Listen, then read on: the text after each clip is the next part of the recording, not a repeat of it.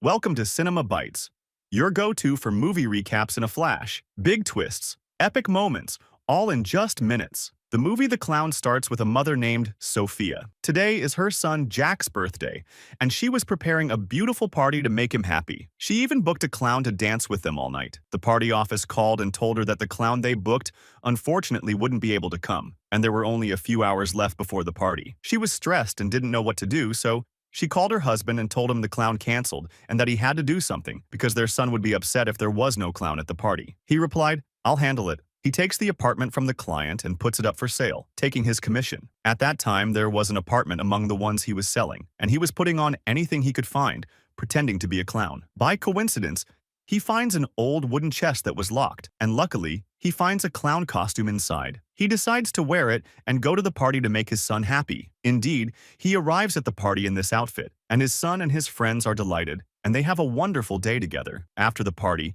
Kent is very tired and exhausted from all the effort, so he's too lazy to take off the costume and sleeps in it. Sophia tells him, "Come on, take off the costume to take your son to school." He goes into the bathroom and tries to take off the wig, but is surprised that it won't come off. He tells Sophia, "I can't take off the costume." She tells him not to worry, that it probably got stuck because he slept in it, and to take his son to school since there's no time, and to take it off when he gets back. So he takes his son to school wearing the clown costume, then goes to work. The workers didn't recognize him at first because of the clown outfit, but after they spoke to him, they realized he was their friend Kent. He told them, "My son Jack wanted a clown to take him to school, so I made his dream come true." Then he goes to the bathroom to try to take off the strange costume, and tries every way to remove it from his body, but nothing works. He tries to take off the wig, but it's still very difficult, as if the costume has become a part of his body. He finds a box cutter in the drawer in front of him, and tries to cut the costume with it, but he injures himself and the costume doesn't get cut. He tries even more brutal methods to get rid of it. He takes a saw and goes into the bathroom and tries to cut the costume with it, but strangely, the saw breaks, and the costume isn't even scratched. He goes home and finds Sophia's father there, so he waits until he leaves, so he doesn't see him in this state. When he's sure he's gone, he enters the house. Sophia says, "What, you're still wearing that costume?" He replied, "I tried many ways to take off the wig and the suit, but I couldn't." She was a dentist, so she got her surgical tools and tried to remove the red ball from his nose, but it was stuck hard to his skin. She froze it and pulled it hard, and a piece of flesh came off with it. He screamed from the pain. In the midst of the chaos, their dog came and ate the red nose that had fallen off, which in itself was going to cause a disaster. Jack woke up from sleep because of their loud voices. Sophia told him, "It's nothing, honey, go back to sleep, you have school tomorrow." After that, he went to the hospital to treat the wound on his nose. He went to the doctor treated the wound and said, "You must have glued the ball to your nose. The solution now is to take a hot shower so the glue comes off." Even though he wasn't convinced by the doctor's words, he had to follow them, hoping it would work. He stayed in the bathtub under hot water for an hour until he almost fainted. After he got out, he felt an unnatural hunger and started eating anything in front of him, but he still wasn't satisfied. He felt like he needed to eat meat to feel full. The next day, Sophia woke up and was shocked to find the kitchen in chaos, as if an animal had been eating there. She found a message from Kent that said, "I'm going out to look for an explanation for what's happening to me." We moved to Kent, who was in the apartment where he found the suit. He reached the place of the box and found KC written on it, and it was tied with iron chains. He realized there was a big mystery behind this box that he didn't understand, so he decided to go to the registry and get the papers for the apartment to see its history. After he got the apartment files, he sat in a quiet cafe and went through the files until he reached the name of the original owner, but he had died some time ago. While he was lost in thought, he saw a child looking at him from afar, and something inside him told him to eat the child, but he snapped out of it at the last moment and regained his senses. After that, he went to a costume shop and asked the saleswoman if she knew anything about the suit he was wearing. She said, "No, it's the first time I've seen it, honestly, but I can help you. Here are the names of famous shops. You can ask them." He noticed a shop called KC, the same name that was written on the box. He called the shop owner and told him everything in detail. The owner was shocked and asked, "Where and when did you find it?" "Never wear that suit, no matter what happens." Kent said, "I already wore it." He gave him an address and said, "Come to this address and I'll help you get rid of it." After a while, Kent arrived at the address and met a man named Magic. He told him, "The suit you're wearing is cursed. Anyone who wears it gets possessed by a demon. Anyway, drink this cup of tea first to clear your mind." He started telling him the story of the suit and said, "With time, you'll start kidnapping children and eating them because the demon inside you is a cannibal. But there is only one way to get rid of this demon." Kent started to lose consciousness because Magic had put a sedative in his tea. After a while, he woke up to find himself tied up, and Magic was holding a cleaver, wanting to cut off his head. He said, This is the only solution for the demon inside you to come out. Just as he was about to kill him, Kent freed himself at the last moment. He threw the cleaver at him and it hit his shoulder. Then he threw him to the ground and Kent took a gun from his pocket and he wanted to kill him, but he didn't do this because he is the only one who will help him. He tells him that this suit is not a suit, it is the devil's skin. So he ties up Mike and takes him with him in the car. He goes back to his house, enters, and finds Sophia. He tells her everything, but is shocked to find her family there, who have heard everything. One of them thinks he's crazy and takes the wig off his head, so he grabs his hand to defend himself, but his hand breaks and the bone comes out. He is surprised by his superhuman strength. Then he tells them, "I'll hand Mike over to the police and I'll turn myself in too. Maybe they can get the devil out of me." While they are leaving, Kent notices that his body parts are starting to transform, and the devil is taking over him more. As soon as Mike sees him transforming, he chokes him with the handcuffs because he knows, more than anyone, that if Kent transforms, no one will be able to stop him. Kent starts losing control and they get into an accident. Kent gets out of the car angry and drags Mike out. Mike tells him, "Kill yourself quickly before you fully transform. That's the only way to prevent the devil from possessing your body." At that moment, an Arab car stops in front of them with 2 children inside. As soon as he sees them,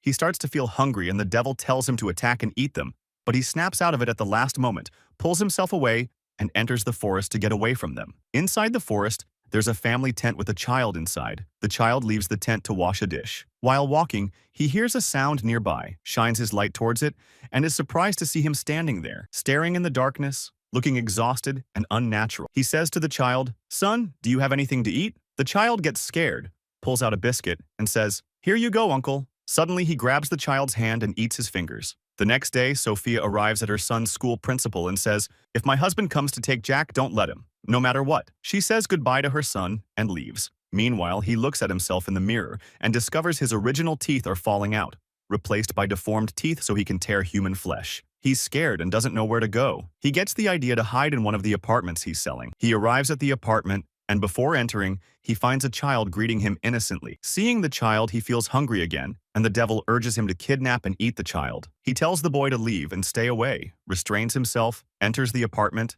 locks the door, and goes to the bathroom to do the unexpected. He calls Sophia and says, "Take care of Jack. This is the last time you'll hear my voice. There's only one way to get rid of the devil inside me." He hangs up, puts the gun in his mouth, and thinks of his son Jack, about how much he'll miss him. He kills himself, but strangely, the blood that comes out looks like a rainbow. After a few seconds, his eyes open again. The devil inside him has revived him. He goes to a hardware store and buys several electric saws to separate his head from his body. Meanwhile, Sophia is still worried after his call saying he'd kill himself. She searches all the houses he has listed for sale, hoping to find him hiding in one. At the same time, he places 2 saws facing each other, intending to tip the chair onto the saws and separate his head from his body. At first, he's scared, but starts to encourage himself. Suddenly, he loses balance, falls beside them, and hits them from the side, so this suicide attempt also fails. At that moment, the child he spoke to earlier enters, worried about him and wanting to check on him. Suddenly, the saw breaks, and a piece enters the child's head, killing him. He is shocked and saddened by what happened, but when he tastes the blood, his feelings change completely, and he starts eating the child piece by piece. After a while, Sophia arrives at the house, knocks on the door and calls for him. He hears her voice and says, "Don't open the door. I'm not normal. If you come in now, I'll eat you unconsciously. Leave me and go." Sophia says, "I won't leave you. I'll stay with you until we solve this problem together." He opens the door and says, "Take me away from here. I've become a cannibal." She looks inside the apartment and sees the bones of the child he just ate. She locks him in the basement and chains him with iron chains, then starts to understand what's happening. He tells her, "There's a guy named Mike in the hospital. He's the one who can give you any information to get rid of this curse." She goes to the hospital and finds Mike sick and unable to speak, so he grabs a notebook and writes, "I'm the only one who can help." He describes the address of the apartment where he found the suit. She arrives at the apartment and searches every corner, discovering something strange, a camera fixed in front of a wooden chair with handcuffs. She manages to play the recorded footage and sees frightening scenes of a person wearing a clown suit, causing chaos and trying desperately to break free. He doesn't look human at all. We move to Jack's school, where Jack is crying because all the kids are mocking his father's appearance. A boy named John comes and puts glue on his hand to smear it on Jack's face, but Jack bites his hand and runs away, then goes home to tell his mother, but doesn't find her. He hears a voice from the basement calling him, "Jack." He says, "Dad, are you there?" He replies, "Come down. I'm waiting for you." Jack goes down and finds his father. He says, "What's wrong? Why are you crying?" Jack says, "My friends are bullying me." He asks, "What's his name exactly?" Jack replies, "His name is John." He says, Get those keys over there and unlock me. Meanwhile, Sophia takes the camera and leaves. She gets a call from a friend saying, "Your son Jack isn't at school." Sophia panics and rushes home to check if her son arrived. She enters, calling for Jack, her heart pounding with fear and nerves frayed, only to find him sitting in the living room, calm and unharmed. She asks, "Why did you leave school on your own?" He replies, "My friends beat me." We move to John, who bullied Jack and is in his room playing PlayStation. He enters and says, "So you're the one bothering my son." He attacks and eats him savagely. We move to Sophia,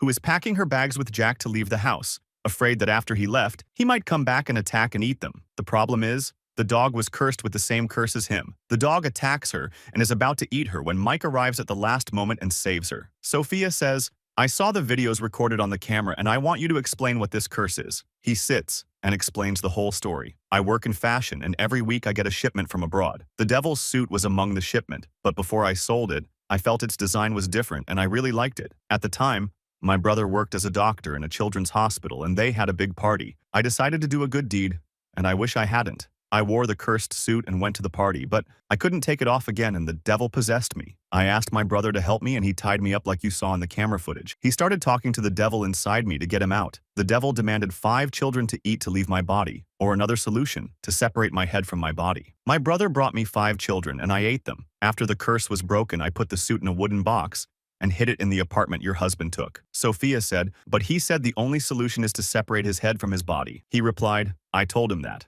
so I could sacrifice him. It's better than sacrificing 5 children. We have to see where he is now." They go to nearby children's amusement parks, and they guess he's probably there. On the other side, we see him sitting inside one of the rides, waiting for any child to come in so he can eat them. We see the poor, unlucky child get surprised. He was waiting for him inside, so he eats him, and blood and the rest of the child's body parts fall out of the ride. When the other children see this, they scream and chaos breaks out everywhere. Sophia and Mike arrive at the place, and as soon as they see the chaos, they understand that you are here and have caused a disaster. They search for him everywhere, and he asks them, "Why did I do this?" Sophia approaches him, scared, and says, "Come back home with us and I promise I'll help you and do anything to lift this curse off you." In the middle of the conversation, Mike pulls out an axe and hits him on the head, but the blow doesn't affect him. He knocks Mike to the ground and is about to kill him. Sophia begs, "Please don't kill him for my sake." The devil starts talking to her, looks into her eyes and says, "I only need one more child for the curse to end. If you don't bring me that child, I'll eat Jack, our son." Sophia calls her father because she left Jack with him and tells him, "Take Jack and leave town right now." He asks, "What's wrong, daughter?" She replies,